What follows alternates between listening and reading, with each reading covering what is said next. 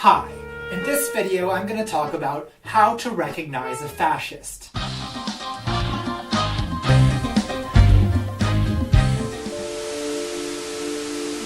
A fascist will disavow fascism, racism, and white supremacy, at least when talking to you, a non-fascist. Rallies with swastikas and Nazi salutes are the exception, not the rule. Fascists are more likely to gain traction and are hence more dangerous when they use subtler tactics. I don't know if honestly talking about ethno-nationalism is going to do it for the people in an explicit way, but I think we can do so in an implicit way.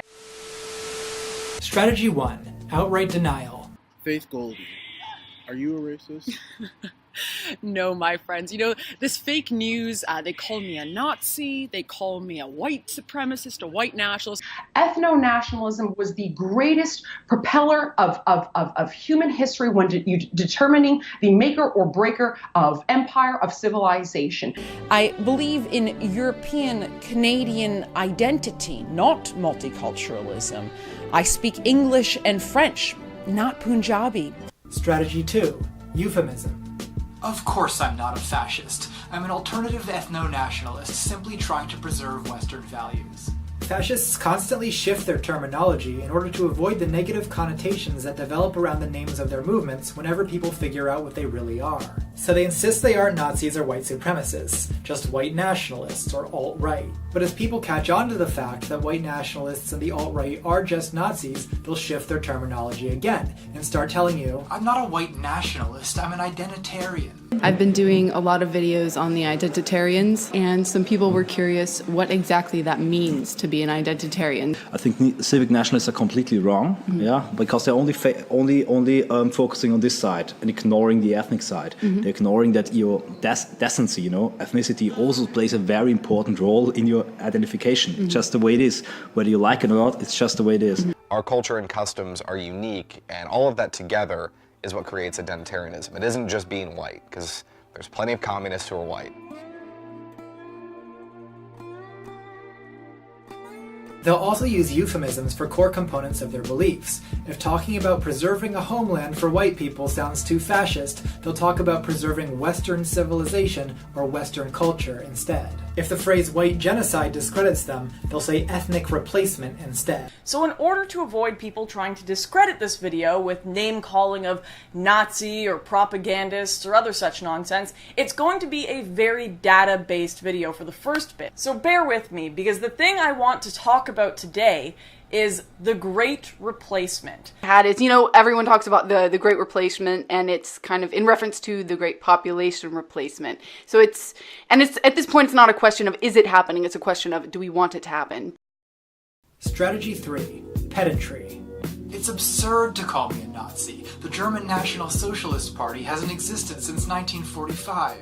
That's right, and I bet he's an isolationist too, not an expansionist like the Nazis. Fascists use this kind of selective pedantry to dodge derogatory labels, and also to bog you down in a petty terminological dispute. This is a good way to waste your time and divert your attention away from whatever led you to call them a Nazi in the first place. I'm not a white supremacist. I don't think that whites are superior to other races. I simply think we deserve a homeland of our own, as do all peoples. Why not just call it white supremacy? Why not call it neo-Nazism? Whenever anyone stands up for our identity, we get called this collection of names, like you're a neo-Nazi. Spencer presents as the white nationalist for the upper tax brackets. He had two goals.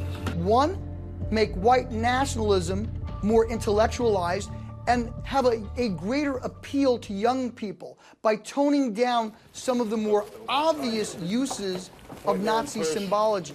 Greatness is far more important than equality. Even the Richard Spencers of the world, like they're kind of misrepresented as well. Like Richard Spencer is not a white supremacist. He is a white nationalist. He believes in a white ethno-state. He doesn't believe in whites being superiors. Strategy 5. Camaraderie of the accused. The left accuses everyone of racism. They think all white people are Nazis. If it's acceptable to attack and censor me, they'll come for you next. Fascists have very effectively exploited the general hostility towards social justice warriors, especially online. First of all, I would put the burden of proof on exactly those people. I would ask them, what's the definition of racist, of far right, and all these words they're using to as buzzwords basically, because very often they have no definition. It's just like punch a Nazi and I decide who is a Nazi. That's basically how they work. Strategy 6: irony, jokes, satire, and memes. Of course I wasn't actually being racist. It was just an edgy meme. Can't anyone take a joke anymore, or will the Antifa fascists violently attack you over humor now, too? Here's a uniquely millennial twist on the racist dog whistle. You shroud your sincere ideas in cartoon characters and memes, and then when called out, you mock your accuser for being a clueless normie who isn't in on the joke. We memed alt-right into existence, and it's now almost a household name. So when you see people joking about being Nazis, they could just be joking, or they could be using irony to partially conceal the truth. It's difficult to tell the difference, and that's the point. You said, "Hail Trump, hail victory."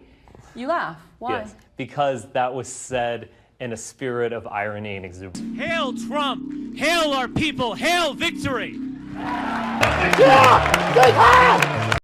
Strategy 9: the free speech defense. You may not agree with what I say, but I have just as much a right to speak and assemble as anyone else.